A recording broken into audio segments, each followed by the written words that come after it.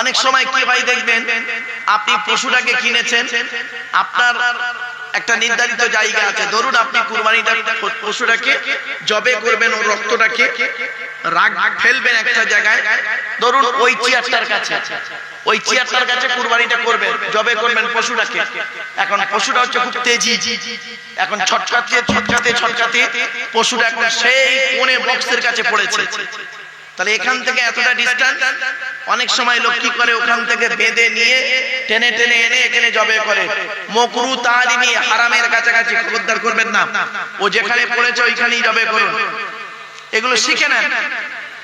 আবার আসছি, কুরবানি করতে গেলে, পশুকে জবে করতে গেলে কটা রগ কাটতে হবে? 4টে রগ আছে, শিরা, একটা খাদ্যনালী, একটা শ্বাসনালী, আর দুই দিকে দুটো শিরা আছে, একে বলে বীজদান।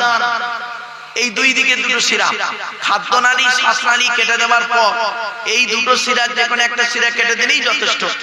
আর সাধারণত খাদ্যনালী শ্বাসনালী কেটে দিলে তখন সে আর বাঁচে না, মরেই যায়, তবে এটা কেটে দিলে আরো ভালো হয়।